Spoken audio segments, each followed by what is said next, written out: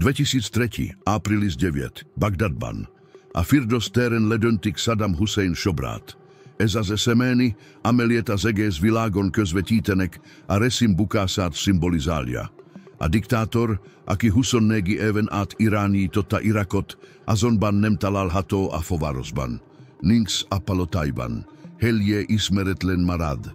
A koalíciós erők számára a behatolás látszólag befejeződött, de a művelet foszélja nem valósult meg. Az ember, akinek megdöntese érdekében a háború elkezdődött, eltűnt. Azonnal világosá vált, hogy ez nem egészszerű visszavonulás. Az egész Irakban fegyveres ellenállás kezdett kialakulni. A koalíciós erők elleni támadások egyre szervezettebbek lettek. Az amerikai katonai parancsnokság arra a következtetésre jutott, hogy ezek a cselekmények nem véletlenszerűek. Feltételezték, hogy Saddam Hussein még életben van, az országban bujkál, ez valószínűleg irányítja a történéseket. Ennek következtében a volt diktátor felkutatását és elfogását prioritásá tették, ami nem szimbolikus, hanem kritikus fontosságú katonai feladat lett. Annak érdekében, hogy a feltételezett vezetős a finanszírozási forrás ne tudjon ellenállást tanúsítani, az egyik legnagyobb és legbonyolultabb emberkeresési műveletet indították el a történelemben. Bagdad elfoglalását követő első hetekben az amerikai parancsnokság optimista volt. Biztosak voltak benne, hogy Saddam Hussein elfogása néhány napvagi hét alatt megtörténik. E bizalom szimbólumaként kiadták a híres kártyákszomagot, amelyen az egykori režim 55 legkeresettebb tagja szerepelt. Saddam Hussein a pik-ász helyét foglalta el. A forró vonalakra rengeteg hívás érkezett irakiaktól, akik azt állították, hogy láttak egész Saddamra hasonlító embert különböző városokban. Mindegyik bejelentést alaposan ki kellett vizsgálni. Minden egyel a különleges egészségek tukatnyi rastautást hajtottak végre.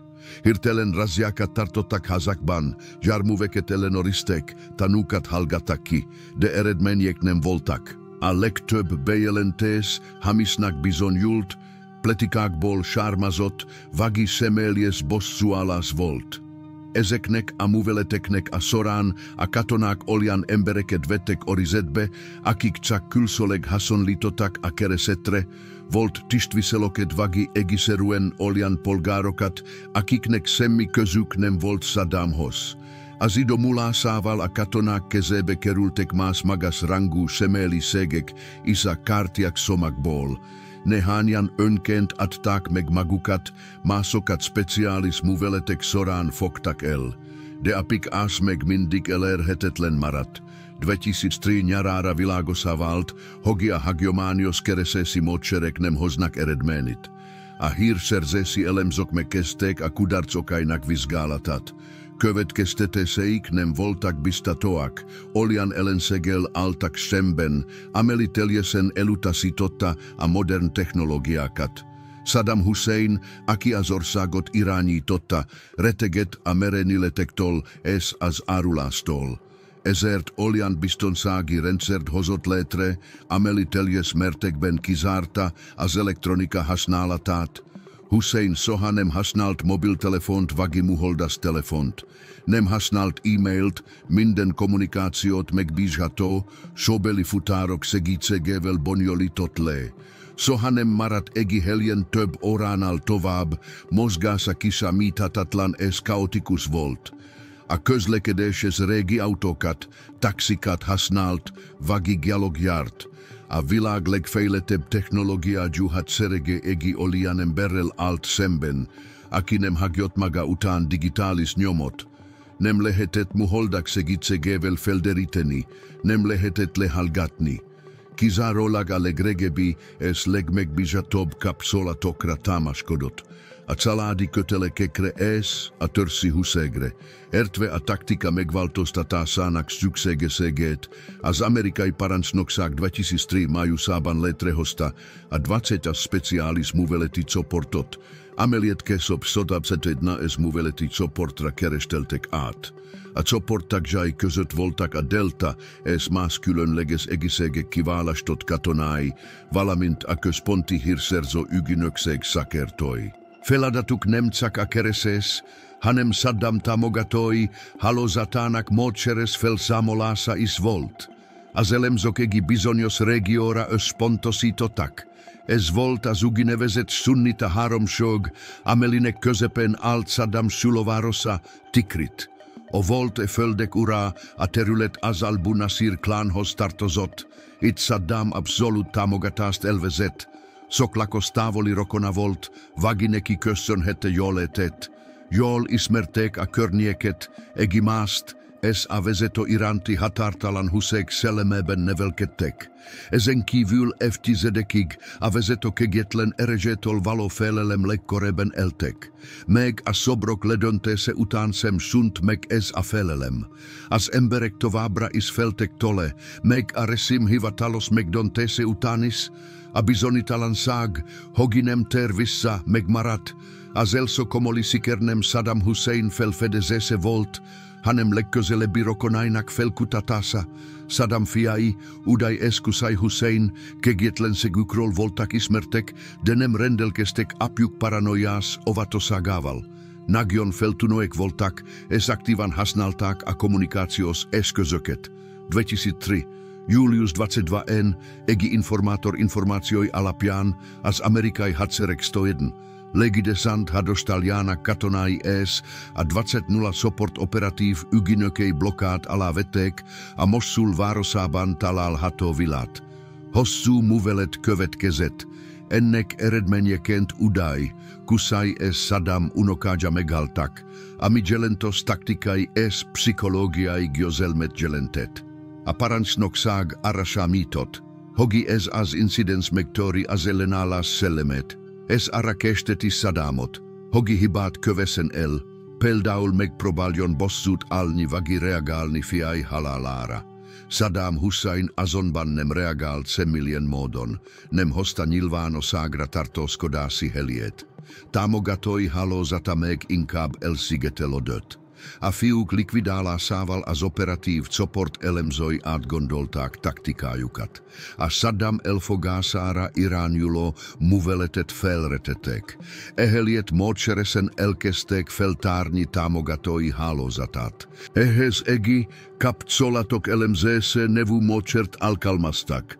A munka alapját a fogva tartottak kihallgatása képezte. Most már nem az a kérdés volt a legfontosabb, hogy hol van Saddam. A kihallgatások célja az volt, hogy teljesképet kapjanak a környezetről. Az elemzők keresték a háború előtti tesztoreinek nevét, azokat, akik a pénzügyeit kezelték, és azokat, akiknek a házai voltak, ahol megszállt. Minden kihallgatás során kapott nevet alaposan ellenőriztek. A megtalált személyeket letartóztatták és újra kihallgatták, hogy új neveket szerezzenek tőlük. Ennek eredményeként az elemzők fokozatosan haladtak a távoli kapcsolatoktól a legközelebbi környezeteik. A nyomozás során több kulcsfontosságú családot azonosítottak, akik Saddam biztonságáért, mozgásáért és ellátásáért feleltek. Ezek a családok lettek a focelpontok. A katonák egymás után letartóztatták ezeknek a családoknak a tagjait. A cél az volt, hogy megfosztva Saddamot régi, bevált támogatóitól, rákéni sericék, hogy új, kevésbé megbízható kapcsolatokhoz forduljon. Ez pedig növelte volna a hibázás kockázatát és a felfedezés valószínűségét. Hosszú és fáradtságos művelet vette kezdetét, amely hónapokig tartó türelemre volt szükség. Az egikettőegi műveleti csoport munkája koncentrált és könyörtelen jelleget öltött. Most már nem csak rokonok vagy távoli ismerősök kerültek a látóterükbe, hanem azok az emberek is, akiket az elemzők mockos 12-nek neveztek el. Esa tizenkeet kultsfiguraat jelentette, testorök, soforök es administrátorok, akik Hussein Shemelies biztonságát logisztikáját biztosítottak, uralkodásának utolsó napjaiban bukása után. A bagdadi parancsnokságon a szakértők folyamatosan frissítették a kapcsolati hálózatokat. A diktátorral való kapcsolatok feltárásához a visszafele követés módszert alkalmazták. Ez a bol alt, hogy a hálózat perifériáján lévő, a diktátorral a legkevésbé kapcsolatban álló fogvatartottaktól indultak ki, és a valomásaik alapján lepesről lepesre haladtak előre a vele szorosabban kapcsolatban álló emberek felé. A munka a külszakörtől a központ felé haladt. Azokat a fogvatartottakat, akik távoli rokonokról számoltak be, fokozott kihallgatásnak vetették alá. Ezután ezek a rokonok felkerültek a következő kapcsolati szintre, egyre közelebb a hatalom középpontjához, magához a diktátorhoz. 2003 nyarán fontos áttörés történt. Elfogták Saddam egyik személyes szoforzsét. Bár a szofor nem tudta megmondani, hol rejtőzik pontosan a diktátor, információval rendelkezett más futárszolgálatokról és arról. Hogyan működik az egész üzenetátviteli rendszer, amelyet a maximális titkosság biztosítása érdekében fejlesztettek ki. Elmondta, hogy Saddam titkos postafiókok hálózatát használta, amelyek fizikai heliek voltak, például elhagyott kutakvagi épületek falába rejtett rejtekhelyek, ahol az utasításokat átadták és átvették. Ennek az információnak köszönhetően a műveleti szakemberek pontszerű csapásokat tudtak mérni.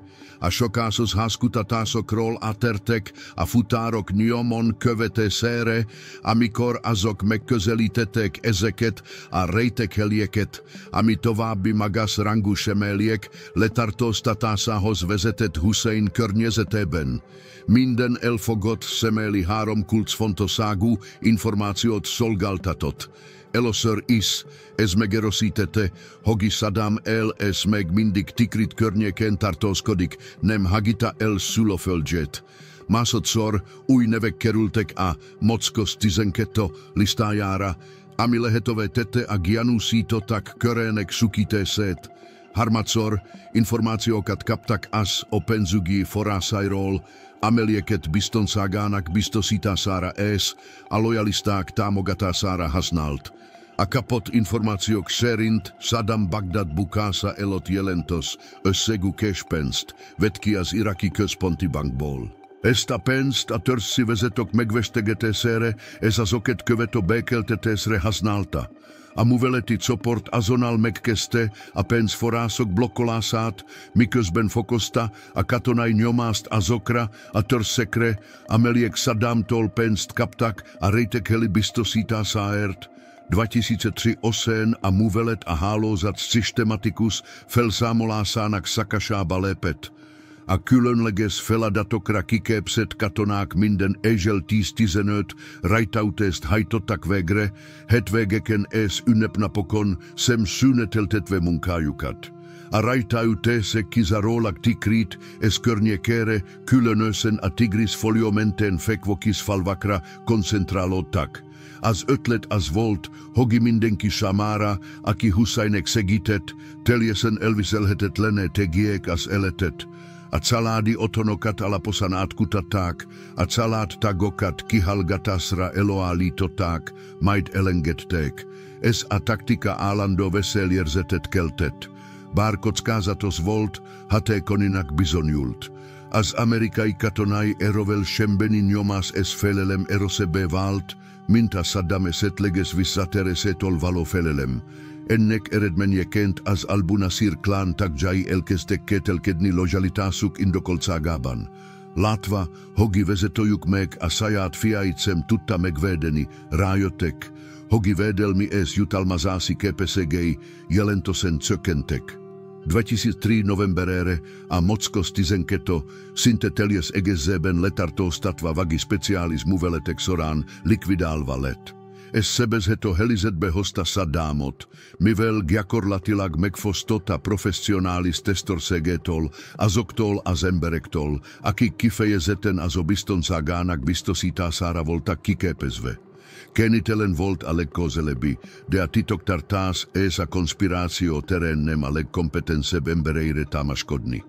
A zelemzesi adatok šerinta zutol so futar, aki kapcolato tartot vele, egi korisemeli assistence es testore, Muhammad Ibrahim Omar al-Muslit volt. Barnem töltöt bemagas tist seget, a korabi resimben, Caládi kapcsolatai ez hosszú évek szolgálatareven nagyon közel alt Saddamhoz. Hirtelen megnövekedett szerepe kritikus fontosságú láncszemévé tette az utolsó hídá a hatalom cuccához.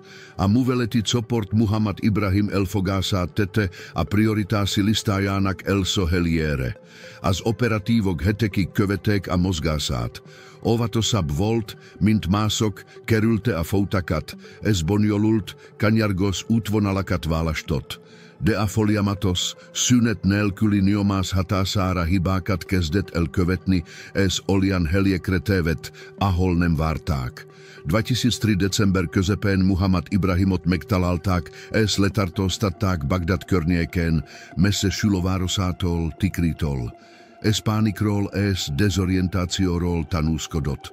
Letartóztatása több hónapos erőfeszítések eredménye volt, amelyek célja hálózatának leleplezése és felszámolása volt. Muhammad Ibrahimet azonnal átadták a hírszerzés magas rangú képviselőnek.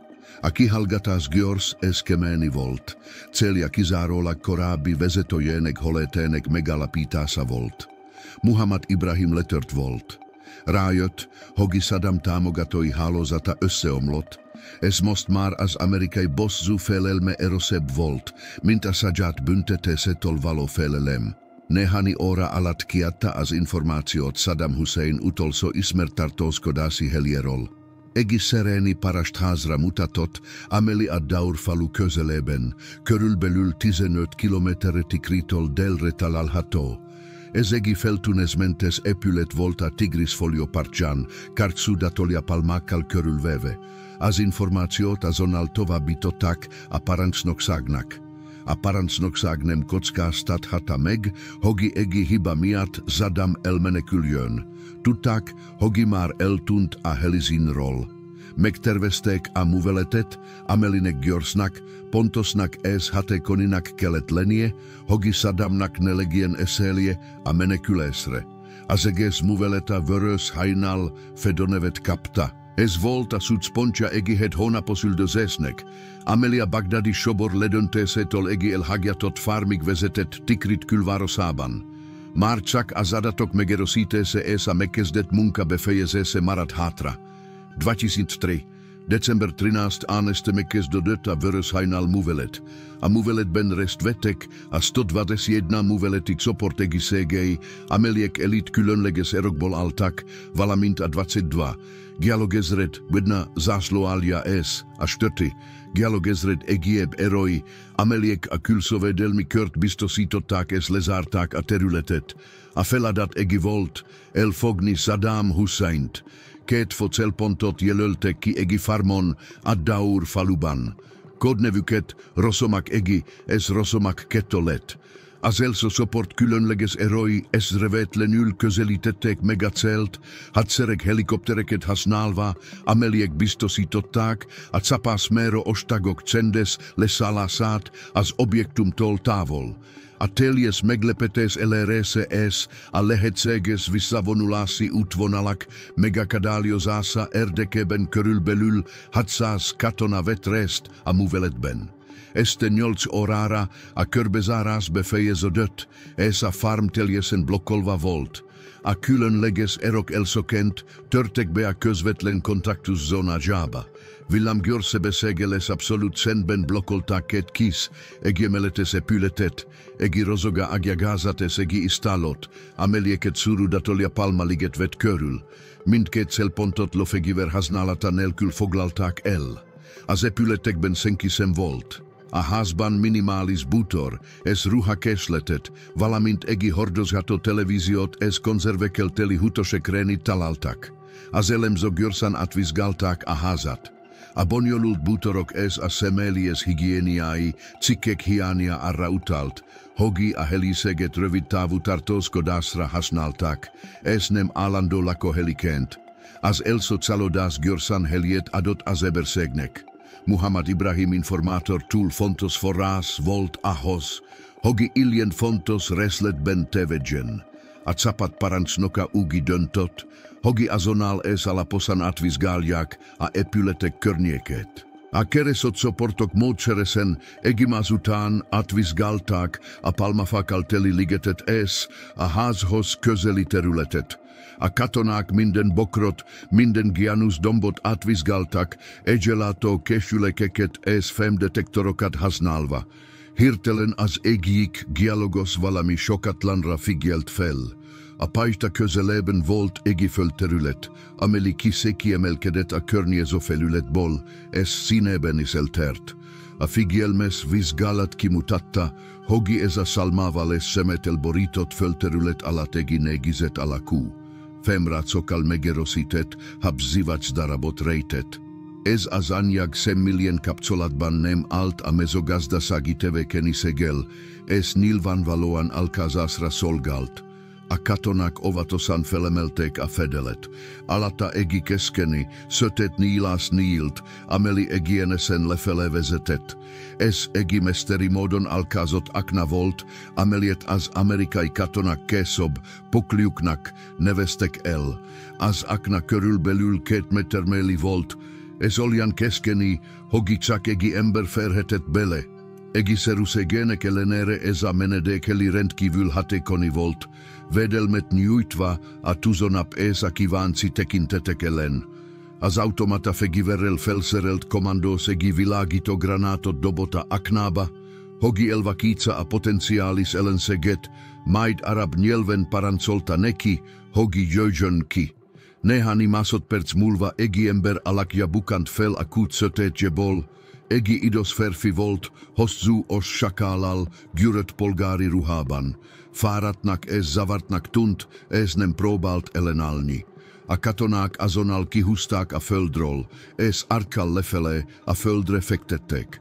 A férfi megpróbált valamit mondani, és néhány szót kiejtett, amelyekben azt állította, hogi o Irak elnöke Saddam Hussein. Hangja reket és gyenge volt. A katonák megkötözték a kezét, felületes motozást végeztek, majd megkezdték szemelni azonosságának ellenőrzését.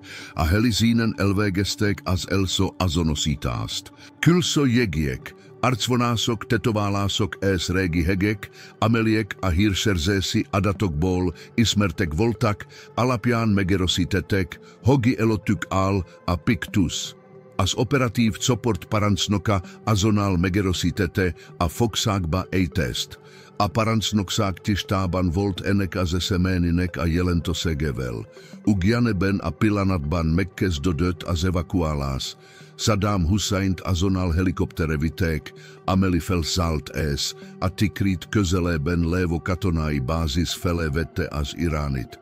A bányában 2 Kalashnikov gépkarabelit, egy pistolit és egy kis táskát találtak, amelyben 750 000 iraki dinár értékű amerikai dollár volt, ami szerény összegnek számított, valamint 2 férfi inget. A lelet arra utalt, hogi Saddam hosszú menekülésre készült, de elfogták, mielőtt kihasználhatta volna jelentős vagyonát és kapcsolatait. A vörös hajnal művelet veszteség nélkül sikeresen lezárult. Az utolsó szál, amely a szobrot a többihez kötötte, elszakadt. Saddam Hussein elfogása elsődleges feladat lett az egész koalíció számára. Miután evakuálták egy katonai bázisra, néhány órán belül elvégezték a személy azonosságot igazoló végzőtesteket. DNS mintákat és ügylenyomatokat vettek tole. Az eredmények nem hagytak kétséget. A föld alatti rejtekheliről előkerített férfi valóban Saddam Hussein, Irak elnöke volt. Azonosítását hivatalosan 2003. December 14-én kora reggel jelentették be. Ez stratégiai győzelem volt az amerikai parancsnokság számára, amelynek célja az iraki ellenállás demoralizálása és a hónapokig tartó Fárasto muvelet jogosagának megerosítése volt.